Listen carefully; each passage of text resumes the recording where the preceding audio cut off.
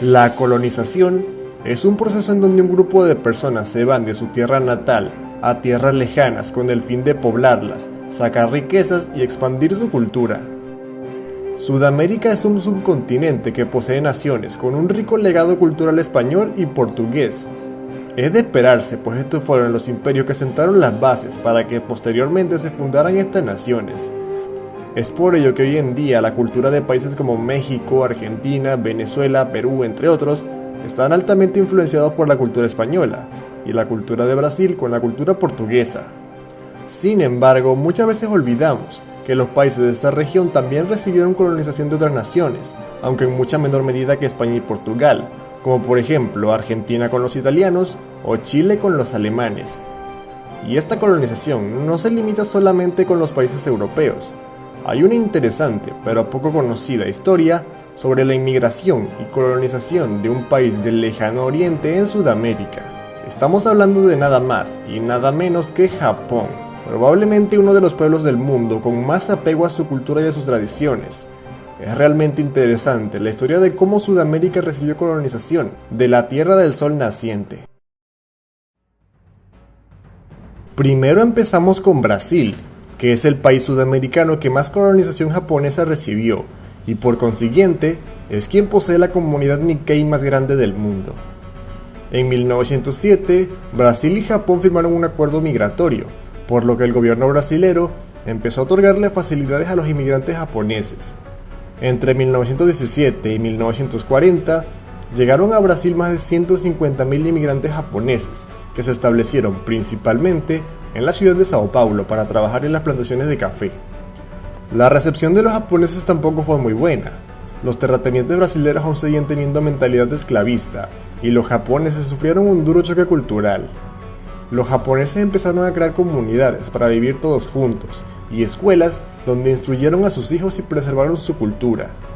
Compraron sus propias tierras y se convirtieron en pequeños granjeros, crearon sus propios diarios en japonés, crearon sus congregaciones sintoístas y casi no se mezclaron con el resto de los brasileros. Durante el gobierno de Getúlio Vargas hubo un fuerte intento por asimilarlos, aunque sin mucho éxito. La imagen de gente disciplinada y duros trabajadores les dieron mucho prestigio a los Nikkeis en Brasil. Hoy en día podemos ver por ejemplo el barrio de Liberdade en Sao Paulo, donde existe la comunidad japonesa más grande de Sudamérica, donde puedes encontrar personas descendientes de japoneses, puedes encontrar infraestructura con arquitectura japonesa y puedes encontrar productos japoneses. Aproximadamente 1.6 millones de brasileros tienen ascendencia japonesa actualmente. Luego, seguimos con el Perú, que es, después de Brasil, el país sudamericano que más colonización japonesa recibió, y por consiguiente el segundo con la comunidad Nikkei más grande de la región. Perú fue el primer país sudamericano que estableció relaciones diplomáticas con Japón en 1879, pero no fue sino hasta 20 años más tarde, en 1899, cuando recibió a los primeros inmigrantes japoneses. Desde ese año hasta 1941, Perú recibió más de 16.000 inmigrantes japoneses, una cantidad mucho más pequeña en comparación con Brasil. También, la mayoría de los inmigrantes japoneses en Perú eran hombres, y en vez de trabajar en granjas y plantaciones, se fueron a las grandes ciudades, principalmente Lima, donde empezaron sus propias pequeñas empresas.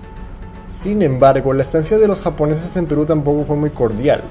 Estos fueron más propensos a discriminación y en 1940 fueron víctimas de saqueo por toda la ciudad capital Lima. La poca cantidad de mujeres japonesas en Perú hizo que los japoneses fueran más propensos a mezclarse con los locales, a diferencia de Brasil, y no conservaran tanto su cultura y sus tradiciones. Aproximadamente 160.000 peruanos tienen ascendencia japonesa actualmente. Como dato curioso, uno de estos Nikkeis, Alberto Fujimori, llegó a ser el presidente del Perú.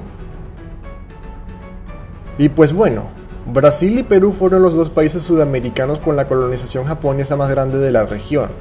El resto de los países sudamericanos también recibieron inmigración y colonización japonesa, pero en mucha menor medida, y por consiguiente, tienen comunidades japonesas todavía más pequeñas. Algunos rastros de la inmigración japonesa en estos países puede ser, por ejemplo, el Colegio Japonés en la Asunción, el Colegio Japonés de Caracas la Asociación Cultural Japonesa en Bogotá, el Colegio Japonés en Buenos Aires, entre otros. Y bueno, este fue un repaso resumido por la historia de la inmigración y colonización japonesa de Sudamérica. Hey, si el video te gustó, por favor, dale like y suscríbete. Comparte este video con tus amigos y hasta la próxima.